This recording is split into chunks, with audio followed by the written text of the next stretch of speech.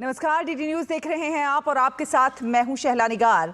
Bulletin की शुरुआत करेंगे, लेकिन एक नजर उससे पहले सुर्खियों पर। जम्मू कश्मीर के सोनमर्ग में आज प्रधानमंत्री नरेंद्र मोदी 2700 करोड़ रुपए की लागत से बनी सोनमर्ग सुरंग का करेंगे उद्घाटन। जनसमूह को भी करेंगे संबोधित।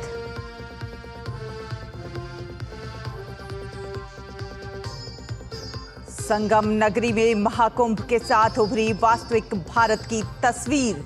अब तक 60 लाख से अधिक श्रद्धालुओं ने लगाई डुबकी।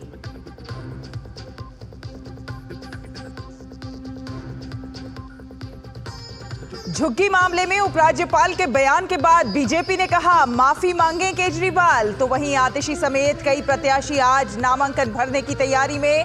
राहुल गांधी भी करेंगे प्रचार अभियान में एंट्री।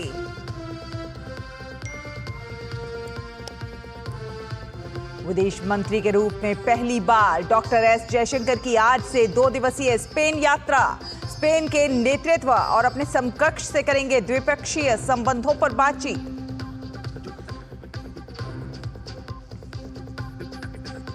और कैलिफोर्निया में आग का तांडव जारी। अब तक 24 की मौत, 1 लाख लोगों को निकाला गया। 7 राज्यों ने मदद के लिए भेजे अग्निशमन दल।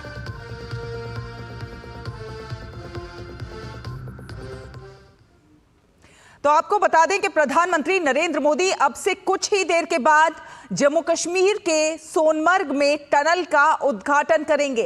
इस मौके पर प्रधानमंत्री एक जनसभा को भी संबोधित करेंगे और टनल के निर्माण में शामिल श्रमिकों से मुलाकात भी करेंगे। सोनमर्ग सुरंग लेह के रास्ते में श्रीनगर और सोनमर्ग के बीच हर मौसम में संपर्क प्रदान करेगी, जो अभी सर्दियों के मौसम में अवरुद्ध हो जाता है। सोनमर्ग की बर्फीली घाटी में विकास।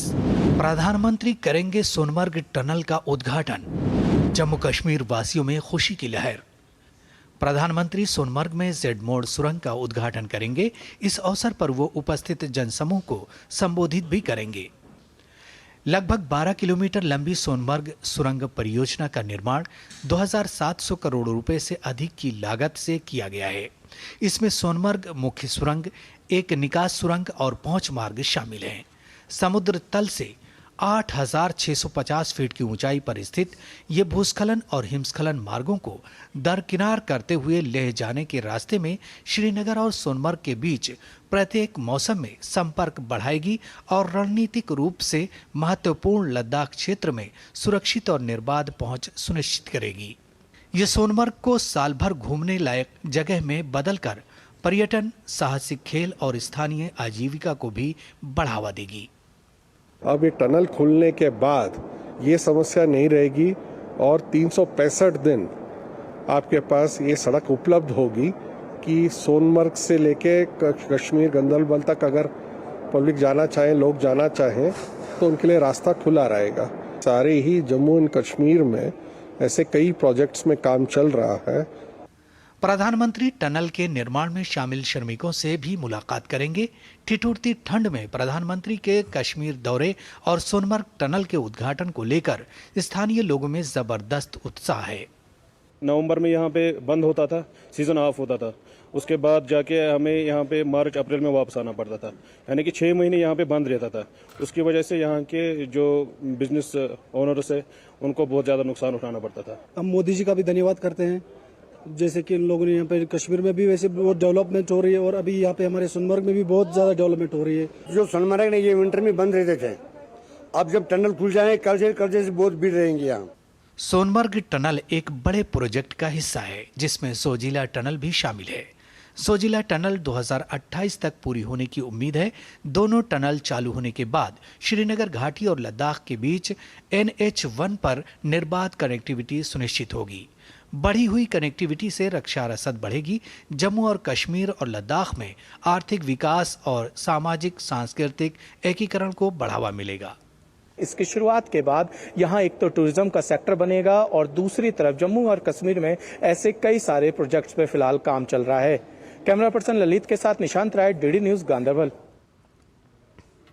और आपको बता दें कि आज का दिन जम्मू कश्मीर के निवासियों के लिए बेहद ऐतिहासिक दिन साबित होने वाला है। ये देखिए।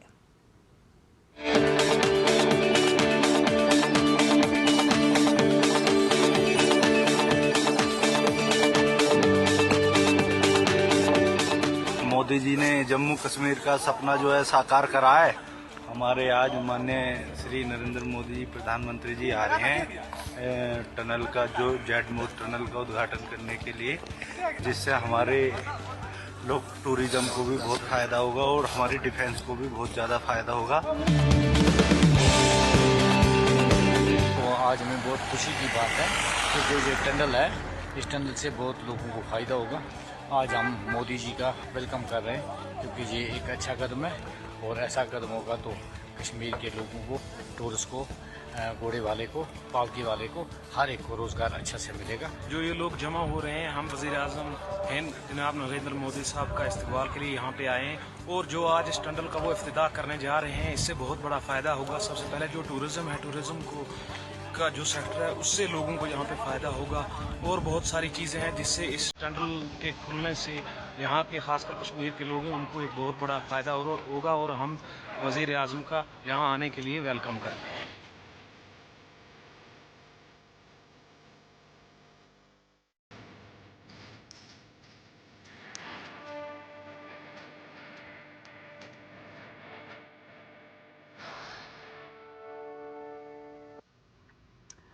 और अब बात करेंगे महाकुंभ की।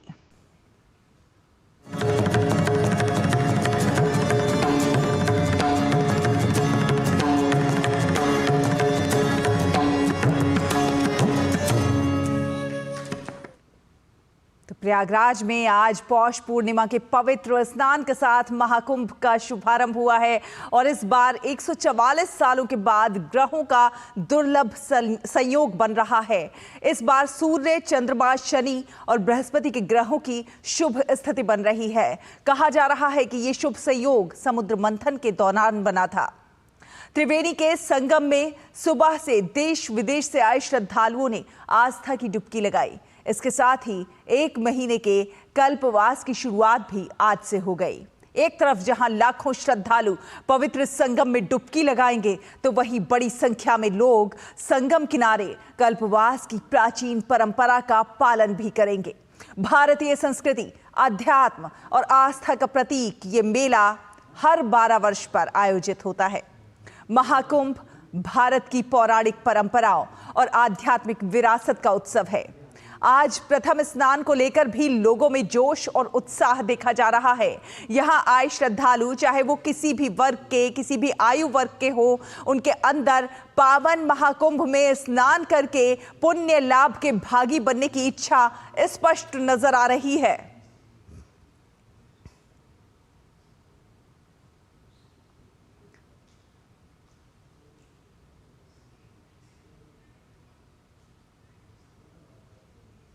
प्रयागराज आए भक्तों ने महाकुंभ में की गई व्यवस्थाओं को लेकर प्रधानमंत्री नरेंद्र मोदी और सीएम योगी का आभार जताया है और महाकुंभ को लेकर अपने अनुभव साझा किए हैं।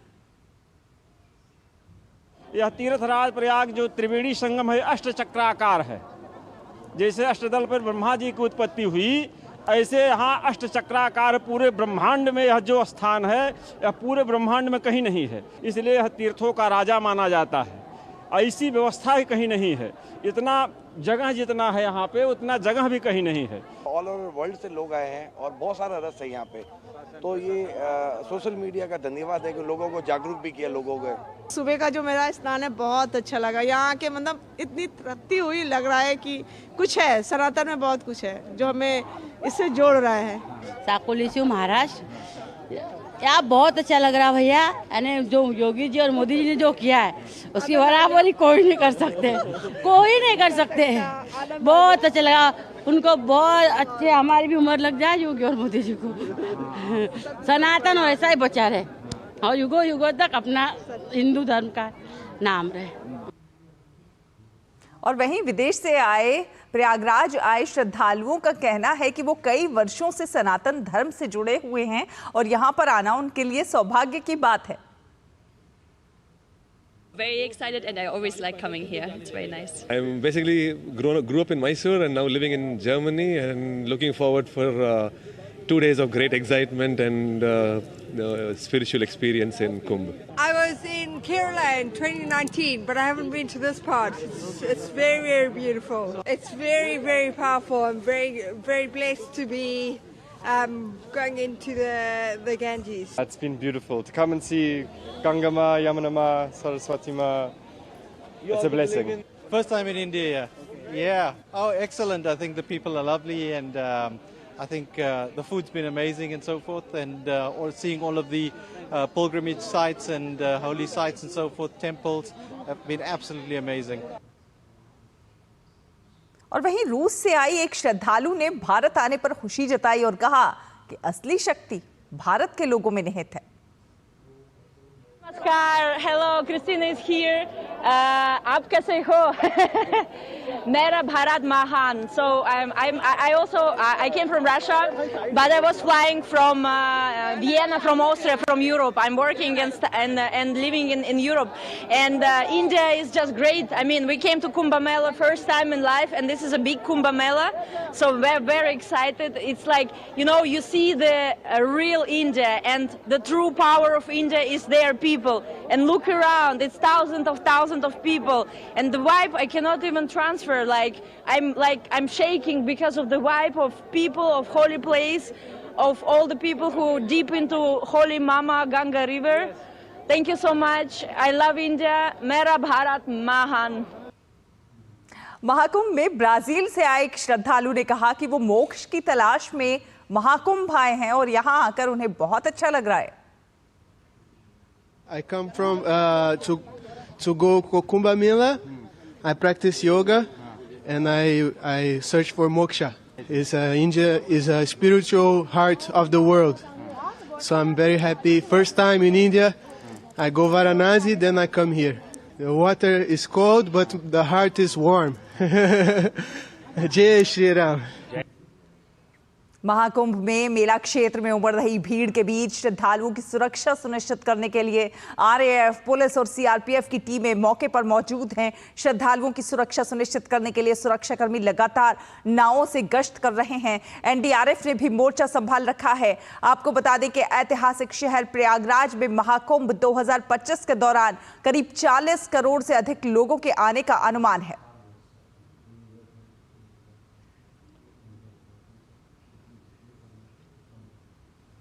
महाकुंभ हर मामले में बेहद अनोखा है और अद्भुत है। 26 फरवरी तक पूरे 45 दिन तक चलने वाला आस्था का ये महाकुंभ मानवता का अमूल्य धरोहर है, जो तीर्थयात्रियों, कल्पवासियों और स्नानार्थियों का अनूठा संगम है। 144 वर्षों के बाद प्रयागराज में आयोजित महाकुंभ हर मामले में अनोखा है, निराला है।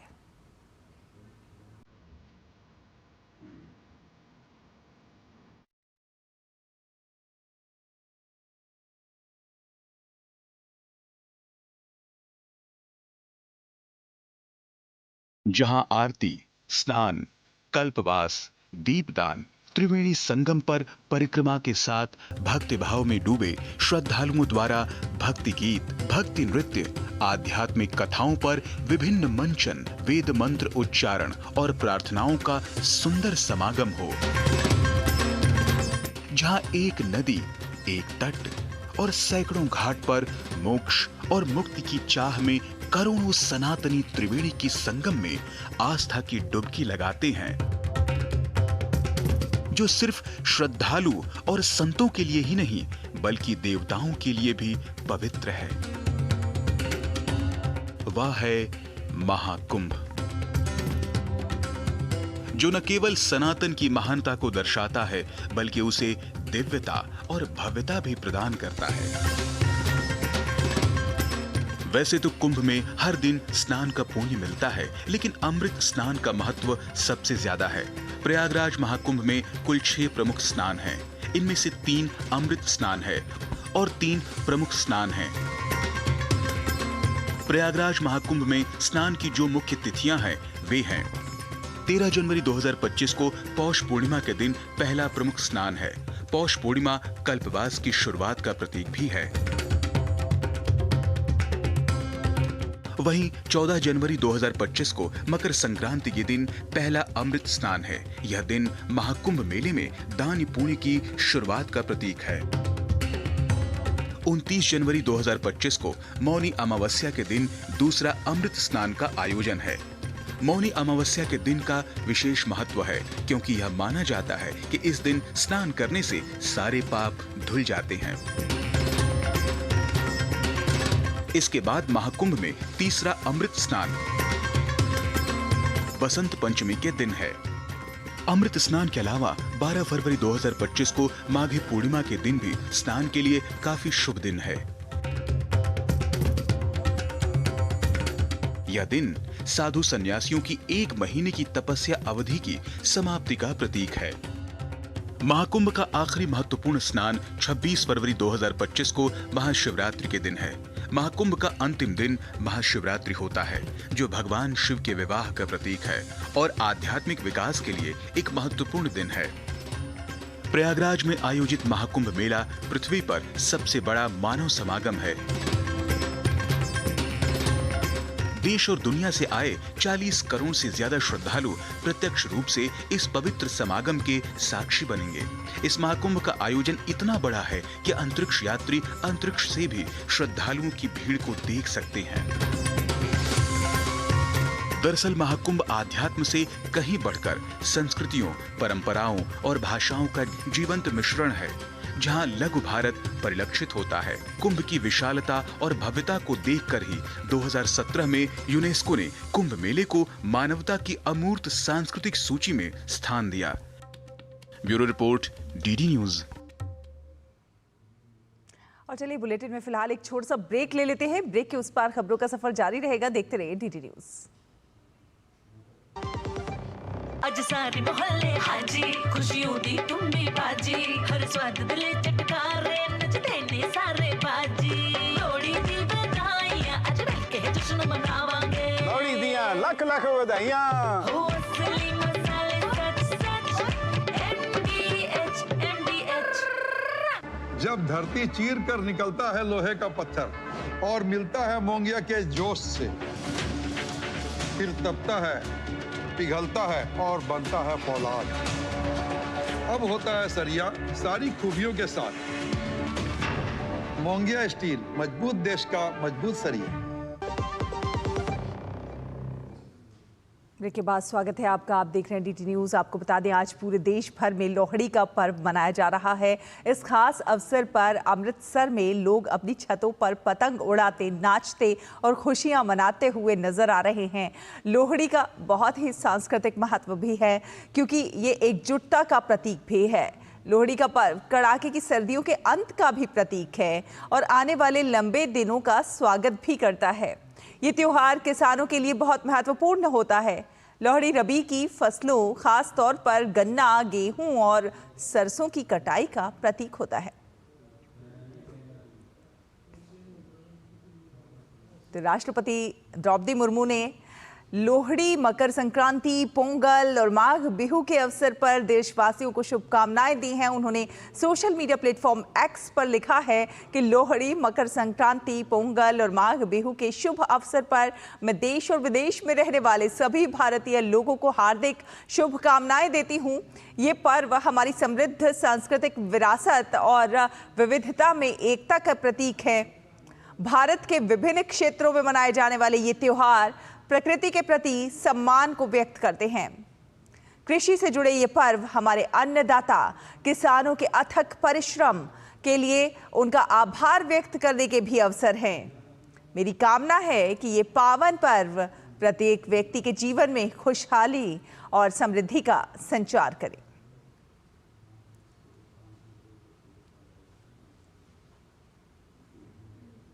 और केंद्रीय गृह मंत्री अमित शाह ने देशवासियों को लोहड़ी की शुभकामनाएं दी हैं। उन्होंने सोशल मीडिया प्लेटफॉर्म एक्स पर एक संदेश वीडियो के साथ लिखा है, हर्ष, उमंग और उत्साह के पर्व लोहड़ी की हार्दिक शुभकामनाएं।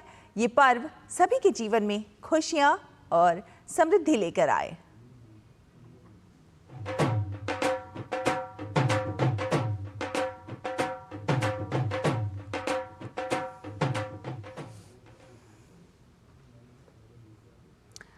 पंजाब की सांस्कृतिक विरासत को प्रदर्शित करते इस त्योहार की खासियतों पर चलिए एक नजर डाल लेते हैं।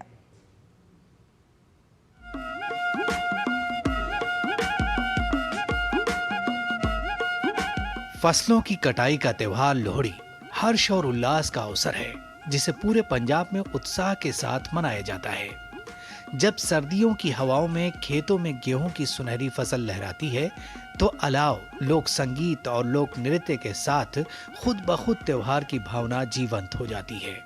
जब पारंपरिक पोशाकें पहने पुरुष और महिलाएं निकलते हैं, तो पंजाब की गलियां खुशनुमा रंगों से रंगीन हो जाती हैं और उत्सव का उत्साह और भी बढ़ जाता है। पुरुषों को रंगीन पगड़ियों के साथ चमकीले कुर्ते में देखा जा सकता है, जबकि खूबसूरत कढ़ाई वाले कुर्ते और फुलकारी दुपट्टे में सजी महिलाएं लोहड़ी की शोभा को और बढ़ाती हैं। जैसे ही ढोल की थाप गांवों और कस्बों में गूंजती है, वातावरण ऊर्जामय हो जाता है। पुरुष पूरे उत्साह के साथ भांगड़ा करते हैं, हवा में ऊंची छलांग लगाते हैं, जबकि महिलाएं गिद्दा के साथ लय में थिरकती हैं, परंपरा और खुशी की कहानियां सुनाती हैं। सूर्यदेव और अच्छी फसल को समर्पित लोकगीत पूरे माहौल को कृतज्ञता और उत्सव की भावना से भर देते हैं। आग जलाकर मनाई जाने वाली लोहड़ी ठंड के समापन और समृद्धि का प्रतीक है। इस दिन परिवार और पड़ोस के लोग एक जगह इकट्ठा होते हैं और खुशी और समृद्धि की कामना करते हैं। तिल, गुड़ और मूंगफली चढ़ाते हैं। लोग अग्नि के चारों तरफ बैठकर नाच गाकर इस पर्व को मनाते हैं और एक दूसरे को लोहड़ी की बधाई देते हैं। लोहड़ी सिर्फ एक त्योहार नहीं है, ये पंजाब की समृद्ध सांस्कृतिक विरासत का भी प्रतिबिंब है। ये प्रकृति की उदारता के प्रति आभार व्यक्त करने और आशा व खुशी के साथ नई शुरुआत करने का समय है। अद्भुत रंग, मोहक संगीत और नृत्य लोहड़ी को वास्तव में अविस्मरणीय बनाते हैं। कीर्ति वडेरा के साथ ब्यूरो रिपोर्ट, डीडी न्यूज। और अब बात करेंगे दिल्ली विधानसभा चुनाव की। दिल्ली की मुख्यमंत्री आतिशी आज कालकाजी विधानसभा सीट से अपना नामांकन दाखिल करेंगी। नामांकन से पहले आतिशी कालकाजी विधानसभा में एक रैली भी निकालेंगी, जिसमें आप नेता मनीष सिसोदिया भी मौजूद रहेंगे। वहीं नामांकन से पहले आतिशी मंदिर में दर्शन के लिए पहुंची। इस दौरान उन्होंने कहा कि कालकाजी के लोगों ने बहुत प्यार दिया है। कालकाजी का चुनाव कालकाजी के लोग लड़ रहे हैं। मैंने अपनी विधानसभा में पिछले 5 साल से काम किया है। अपनी विधानसभा के कोने कोने में कोई ऐसा इलाका नहीं होगा जहाँ के लोग मेरे लिए अपना परिवार नहीं। कालकाजी के लोगों ने मुझे बहुत प्यार दिया है, मुझे अपनी बहन माना है, मुझे अपनी बेटी माना है। और मुझे लगता है कि ये जो संबंध मेरा कालकाजी के लोगों के साथ है, जो मेरा एक परिवार है, मुझे लगता है कि अपने परिवार का आशीर्वाद हमेशा मेरे पे बना रहेगा। और वहीं दिल्ली में झुग्गी पर सियासत भी गर्मा गई है। आम आदमी पार्टी के संयोजक अरविंद केजरीवाल ने दिल्ली की शकूर बस्ती को लेकर दिल्ली एलजी पर कुछ आरोप लगाए, तो उपराज्यपाल का भी जवाब आ गया। एलजी वीके सक्सेना ने केजरीवाल को चेतावनी दे दी है कि अगर वो झूठ बोलना बंद नहीं करेंगे तो डीडीए उनके अगेंस्ट कार्रवाई करेगा। अरविंद केजरीवाल शकूर बस्ती की झुग्गियों के नजदीक गए। वहां उन्होंने शकूर बस्ती की झुग्गियों के विषय में जो बयान दिया वो सरासर झूठ है। उन्होंने 27 दिसंबर की डीडीए की बैठक का हवाला देते हुए कहा कि एलजी ने इस जमीन का लैंड यूज चेंज कर दिया है। डीडीए ने ना तो इस बस्ती का लैंड यूज चेंज किया है और ना ही डीडीए ने कोई इविक्शन अथवा डिमोलिशन नोटिस दिया है। श्री केजरीवाल जानबूझकर कोरा झूठ बोल रहे हैं और लोगों को गुमराह कर रहे हैं। तो उपराज्यपाल के इस बयान के बाद बीजेपी ने एक बार फिर से केजरीवाल पर हमला बोल दिया है और दिल्ली की जनता से माफी मांगने को कहा है। हरीश खुराना ने अरविंद केजरीवाल के लिए कहा कि वो चुनाव हार रहे हैं और इसीलिए लोगों को भ्रमित करने के लिए हर तरह के झूठ बोल रहे हैं। दिल्ली का वो चुनाव हार रहे हैं और ये उनको नजर आ रहा है। इस हार की बुखलाहट में लोगों को बरगलाने के लिए वो तरह तरह के झूठ बोल रहे हैं। कल एलजी साहब ने क्लैरिफाई करा कि ऐसी कोई मीटिंग नहीं हुई है। ये खुद को उनको अरविंद केजरीवाल जी के मुंह पे एक तमाचा कह लीजिए या एक्सपोज करना कह लीजिए, उनको एक्सपोज हो गए। अरविंद केजरीवाल को माफी मांगनी चाहिए लोगों से कि झूठ बोल रहे हो। इस प्रकार की कोई मीटिंग नहीं हुई, कुछ नहीं हुआ। लोगों को डरा क्यों रहे हैं? सिर्फ और सिर्फ वोटों के लिए, ताकि लोग बीजेपी से डरकर वोट करें। और दिल्ली में विधानसभा चुनाव के इस दंगल में आज से कांग्रेस नेता राहुल गांधी की भी एंट्री होगी। राहुल गांधी आज शाम को दिल्ली के सीलमपुर में एक जनसभा करेंगे। राहुल की रैली कांग्रेस की पहली बड़ी रैली होगी। इसके जरिए कांग्रेस की कोशिश उत्तर पूर्वी दिल्ली में दलित, मुस्लिम, कामगार और पुरबिया मतदाताओं की बसी बड़ी आबादी को साधने की है। तो वहीं नई दिल्ली विधानसभा से कांग्रेस के उम्मीदवार संदीप दीक्षित भी आज डोर टू डोर कैंपेन करने वाले हैं। पार्टी के केंद्रीय नेतृत्व के चुनावी अभियान से पहले कांग्रेस पार्टी सोशल मीडिया के जरिए चुनावी माहौल बनाने में जुट गई।